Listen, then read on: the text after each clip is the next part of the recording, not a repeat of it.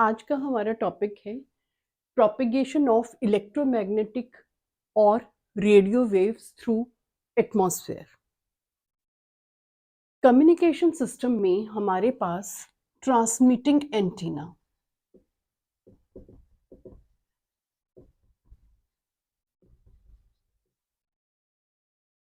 Signal waves को radio waves की form में, जिसको हम इलेक्ट्रोमैग्नेटिक वेव्स भी कह सकते हैं, सेंड करते हैं स्पेस में और सेंड्स रेडियो वेव्स, जो कि रिसीविंग एंटीना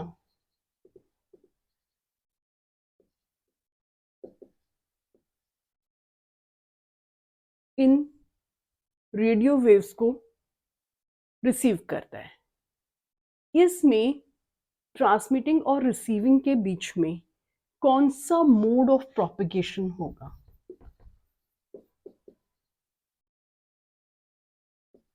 ये डिसाइड करते हैं कि इन रेडियो वेव्स की फ्रीक्वेंसी कितनी है। ये बहुत इंपॉर्टेंट है।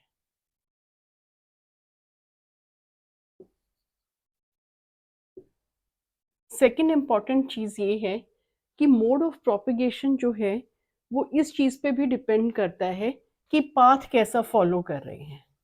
पाथ फॉलोड बाय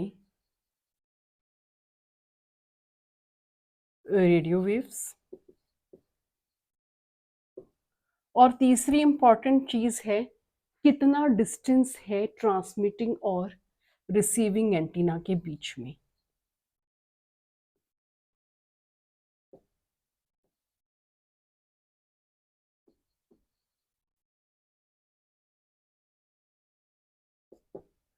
इसके बाद एक और बड़ी इंपॉर्टेंट चीज है, दैट इज अर्थ्स एटमॉस्फेयर। अर्थ का जो एटमॉस्फेयर है वो बहुत इंपॉर्टेंट है रेडियो वेव्स की रिसीविंग के लिए। तो ये हमारे कुछ फैक्टर्स जो है हमने लिस्ट किए हैं जो कि डिसाइड करेंगे कि हमारा मोड ऑफ प्रोपेगेशन कैसा होगा। इसमें हम थोड़ा सा अर्थ एटमॉस्फेयर को पहले स्टडी कर लेते हैं और कैसे वो इस ट्रांसमिटिंग और रिसीविंग एंटीना के बीच में काम करता है, वो वहां से हमें क्लियर हो जाएगा।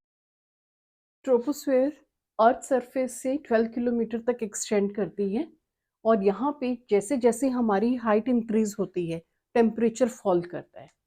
फर्स्ट है हमारा troposphere extends from Earth's surface to 12 kilometer. Second, temperature falls, decrease होता है टेम्परेचर इसमें, और -15 डिग्री से -50 डिग्री सेल्सियस तक ये डिक्रीज हो जाता है हाइट के साथ। इसके बाद 12 से 50 किलोमीटर तक हमारा स्ट्रेटोस्फेयर लाई करता है। ये नेक्स्ट लेयर है।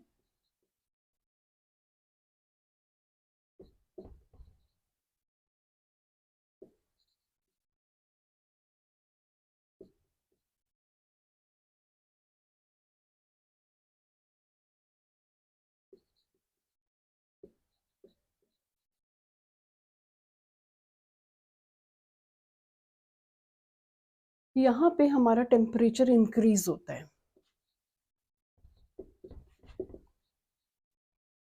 इस एरिया में टेम्परेचर इंक्रीज हमारा -50 डिग्री सेल्सियस से 10 डिग्री सेल्सियस तक होता है। अब आप देखिए स्ट्रेटोस्फेयर के जस्ट ऊपर ओजोन लेयर लाई करती है, that lies between 30 to 50 kilometre above stratosphere. Ozone layer lies that extends, कहाँ से कहाँ एक्सटेंड करती है ये, 30 किलोमीटर to 50 किलोमीटर। इस लेयर में जितनी भी हमारी अल्ट्रावायलेट रेडिएशन सन से रिसीव होती हैं वो इसको स्टॉप कर देता है, इसको ये आगे मूव नहीं करने देता। ये सबसे इम्पॉर्टेंट फीचर है। This layer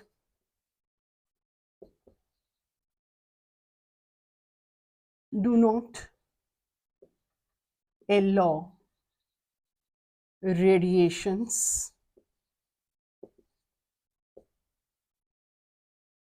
of short wavelength to pass through.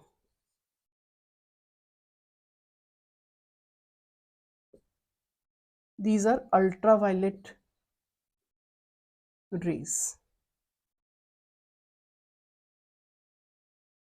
having value less than 3 into 10 to the power minus 8 metre. इसके बाद हमारी नेक्स्ट लेयर है मेसोस्फीयर, जो 50 से 80 किलोमीटर के बीच में एक्सटेंड करती है और यहाँ पे हमारा टेम्परेचर फॉल होता है 10 डिग्री सेल्सियस से -90 डिग्री सेल्सियस। इसके बाद हमारी नेक्स्ट लेयर आ जाती है आयनोस्फीयर की, जो कि एक्सटेंड करती है 80 से 400 किलोमीटर पे।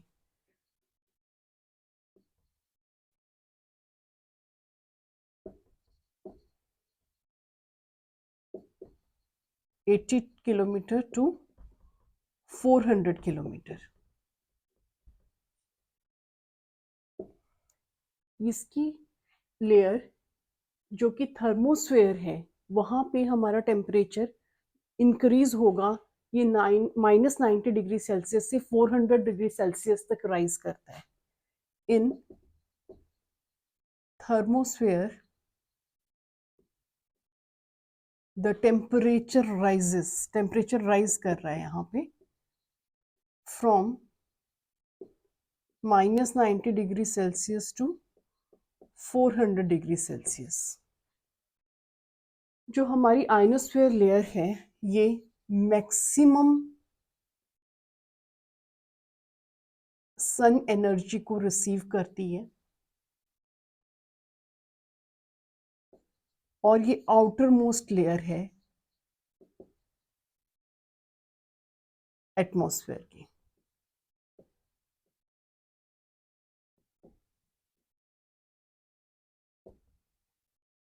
यहाँ पर हमारे पास आयंस जो हैं वो सन के पार्टिकल्स रेडिएशन से मिलते हैं। Ions and electrons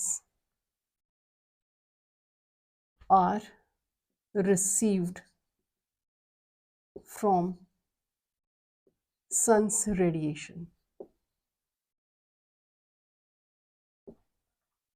Kenley Heaviside E layer, Appleton F layer, ये दोनों ही लेयर्स आयनोस्फीयर के आउटर मोस्ट पार्ट पर लाई करती हैं और इन दोनों लेयर्स में इलेक्ट्रॉन डेंसिटी बहुत हाई होती है।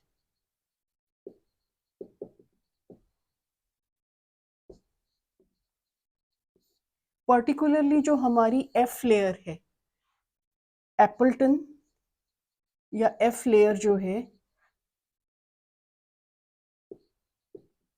ये बहुत इंपॉर्टेंट है कम्युनिकेशन पॉइंट ऑफ व्यू से।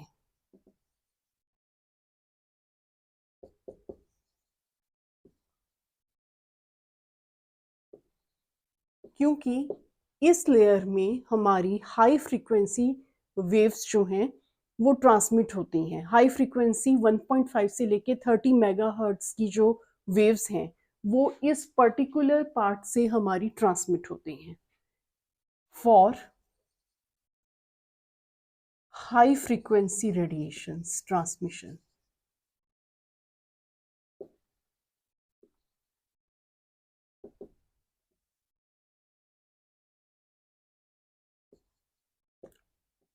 lies between 1.5 to 30 megahertz. Communication में वेव्स की जो ट्रांसमिशन है वो 3 मोड्स ऑफ प्रोपेगेशन जो है उसको फॉलो करती है। इस डायग्राम के थ्रू मैंने वो तीनों मोड्स ऑफ प्रोपेगेशन जो हैं उनको डिपिक्ट किया है। इसमें ये हमारी अर्थ सरफेस है। अर्थ सरफेस के क्लोज अगर हमारा ट्रांसमिटिंग एंटीना, ये हमारा ट्रांसमिटिंग एंटीना है और ये हमारा रिसीविंग एंटीना है। तो यहाँ पे ये जो ग्राउंड पे अर्थ सरफेस पर ही लाई कर रही है, तो वो ग्राउंड वेव प्रोपिगेशन होगी। ग्राउंड वेव प्रोपिगेशन में जो हमारी वेव्स हैं वो अर्थ का जो सरफेस है उसी को ही, उसी पाथ को ही फॉलो करती है। इसके बाद नेक्स्ट टाइप जो है हमारी वो है स्काई वेव प्रोपिगेशन। इसमें ट्रांसमिटिंग एंटीना जो है वो वेव्स को सेंड करता है और वो आयनोस्फीयर से रिफ्लेक्ट होकर रिसीविंग एंटीना पे आती है। ये हमारी स्काई वेव प्रोपिगेशन है।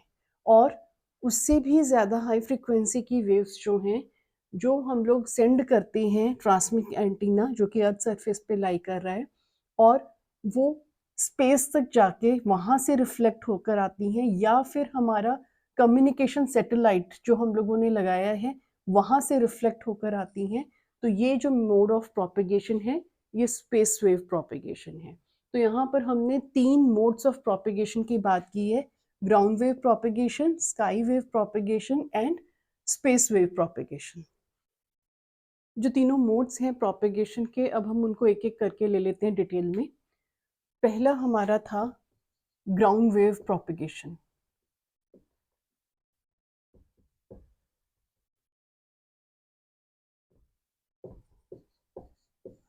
इसमें हमें क्लियर है कि अर्थ सरफेस के ऊपर ही हमारा ट्रांसमिटिंग एंटीना है और ग्राउंड वेव जो है अर्थ कर्वेचर को फॉलो कर रही है, मूव करते हुए रिसीविंग एंटीना तक जाने के लिए। In this propagation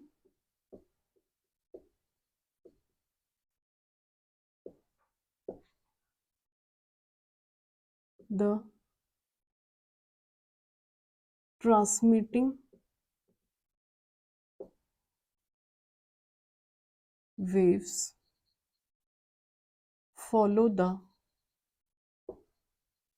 path of surface of earth.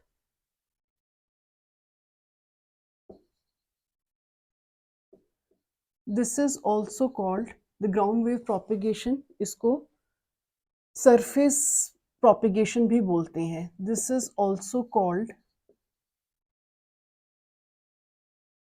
surface wave propagation.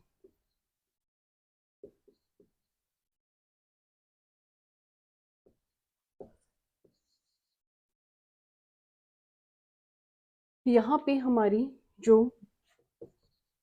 waves हैं they bend along the curvature of earth.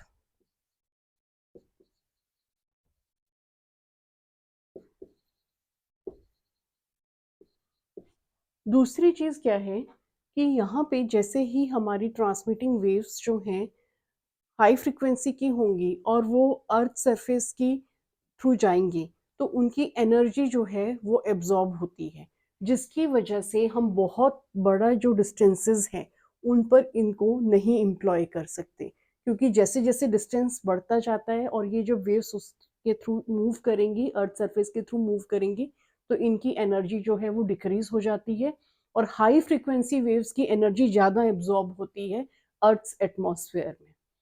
तो यहाँ पर हम दूसरा इम्पॉर्टेंट पॉइंट बता रहे हैं कि जो वेव्स हैं as they move along the earth's surface,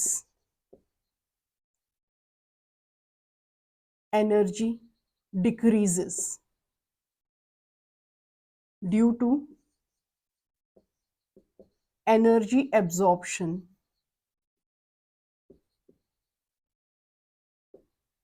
by earth's atmosphere. यहीं पे एक इम्पॉर्टेंट पॉइंट है, विद हाई फ्रीक्वेंसी वेव्स, जितनी ज़्यादा हाई फ्रीक्वेंसी होगी, with high frequency waves the absorption will be more.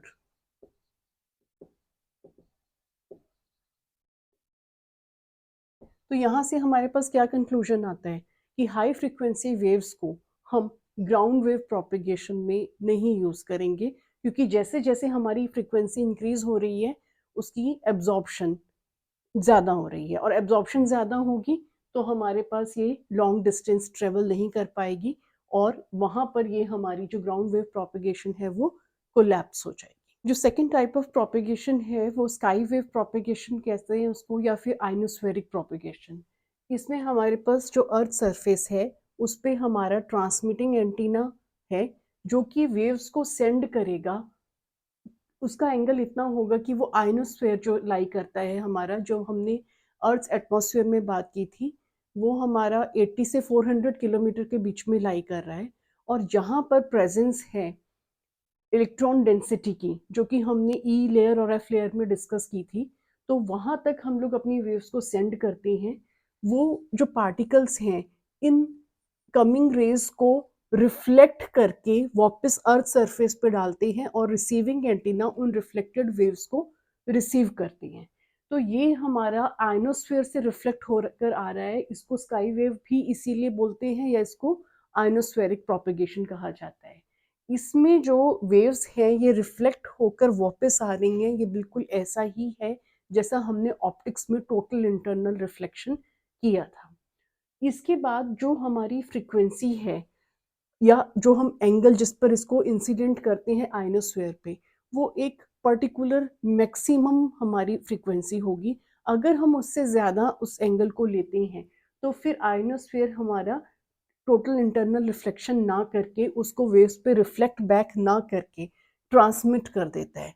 तो वो फाइंड आउट करने के लिए हमारे पास फॉर्मूला है F C is equal to, F C हमारी क्रिटिकल फ्रीक्वेंसी है, और फॉर्मूला में हमारे पास ये नंबर 9 है, एन मैक्स। एन मैक्स हमारी इलेक्ट्रॉन डेंसिटी है मैक्सिमम टू द पावर 1/2। इसको मैंने इसके नोट्स में भी डिपिक्ट किया है। Radio waves transmitted from antenna at high angles travel upward and reach the receiving antenna after being reflection from the ionosphere. ionosphere से reflect होकर वो हमारे receiving antenna में आ जाएंगे। इस तरीके की जो वेव्स हैं उनकी फ्रीक्वेंसी होती है 30 से 40 मेगाहर्ट्ज। ग्राउंड वेव में हमने देखा था वो हमारी 1.5 तक ही थी, उससे ज़्यादा हाई फ्रीक्वेंसी हम नहीं ले रहे थे। स्काई वेव में हमारी जो रेंज है वो बढ़ गई है, 30 से 40 मेगाहर्ट्ज आ गई है। और यहाँ पे जो डाइवर्टिंग हो रही है, ये फिनोमिना कैसा है अभी हमने डिस्कस किया था, ये बिल्कुल ऑप्टिक्स के टोटल इंटरनल रिफ्लेक्शन जैसा ही है। और मैक्सिमम फ्रीक्वेंसी जहाँ पर टोटल इंटरनल रिफ्लेक्शन होगी आयनोस्फेयर से, उसको हम बोलते हैं क्रिटिकल फ्रीक्वेंसी। और ये हमारे पास फॉर्मूला है क्रिटिकल फ्रीक्वेंसी के लिए। एफ सी जो है इसकी वैल्यू जो है वो 5 to 10 मेगाहर्ट्ज इसके बीच में लाई करती है। अब क्या हम टीवी वेव्स को स्काई वेव या आयनिक प्रोपेगेशन से सेंड कर सकते हैं? टीवी वेव्स जो हैं उनकी फ्रीक्वेंसी रेंज है 54 से लेकर 806 मेगाहर्ट्ज। ये हैं टीवी वेव्स। अब टीवी वेव्स जो हैं इतनी हाई फ्रीक्वेंसी अगर हमारी आती है तो वहाँ पे हमारी वेव्स जो है रिफ्लेक्ट बैक नहीं होंगी, ट्रांसमिट हो जाएंगी। तो स्काई वेव प्रोपेगेशन के थ्रू भी हम टीवी वेव्स को सेंड नहीं कर सकते। थर्ड प्रोपेगेशन का मोड है वो स्पेस वेव प्रोपेगेशन है। इसमें ट्रांसमिटिंग एंटीना अर्थ सरफेस पे लाई कर रहा है, और ये आयनाइजिंग जो हमारा स्फीयर था उसको भी क्रॉस करके स्पेस में जाती हैं इसकी वेव्स। वहाँ पे या तो वो स्पेस से रिफ्लेक्ट होकर आ रही हैं, या फिर हमारा कम्युनिकेशन सैटेलाइट अगर वहाँ प्लेस्ड है तो वहाँ से हमारी रिफ्लेक्ट होकर अर्थ सरफेस पर आ रही हैं। तो ये हमारी स्पेस वेव प्रोपेगेशन है। When the radio waves from the transmitting antenna reach receiving antenna either directly or after reflecting from this communication satellite, the propagation is called space wave propagation. It is used in the line of sight communication. line of sight communication LOS इसका meaning है कि हमारी space waves जो हैं वो straight follow कर रही हैं ट्रांसमिटिंग से रिसीविंग एंटीना का। जो पाथ है वो बिल्कुल स्ट्रेट है ट्रांसमिटिंग और रिसीविंग एंटीना के बीच में। या फिर ट्रांसमिट करती हैं वेरी हाई फ्रीक्वेंसी 30 मेगाहर्ट्ज से लेके 300 मेगाहर्ट्ज तक। अल्ट्रा हाई फ्रीक्वेंसी के लिए ये एप्लीकेबल है 300 मेगाहर्ट्ज से 3 गीगाहर्ट्ज, या फिर माइक्रोवेव्स जो कि अबव 100 गीगाहर्ट्ज हमारी लाई करती हैं।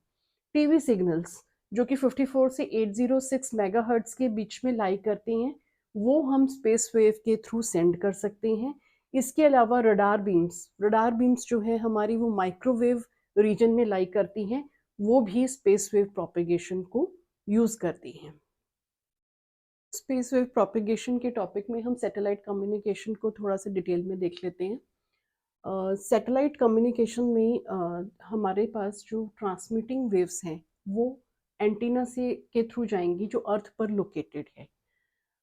जो हमारा सैटेलाइट है इसमें हमारे पास इक्विपमेंट्स प्रेजेंट होते हैं।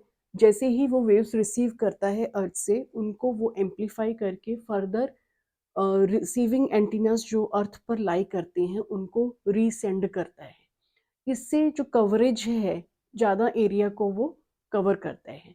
और जो हमारे कम्युनिकेशन सैटेलाइट्स हैं, ये अर्थ के अराउंड एक पाथ है जो कि 36,000 kilometre from the surface of earth पर लाई करता है।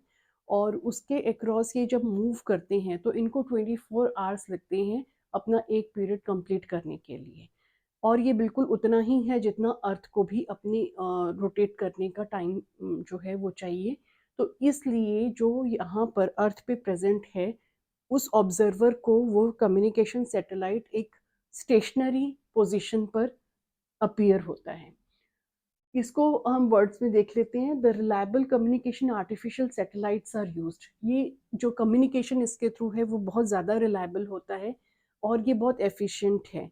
तो इसलिए हम इसको यूज़ करते हैं, दो कि इसका कॉस्ट बहुत ज़्यादा है, पर जहाँ पर हमें बहुत क्लियर और बहुत ज़्यादा एरिया को कवर करना होता है वहाँ पर हम इस कम्युनिकेशन को यूज़ करते हैं।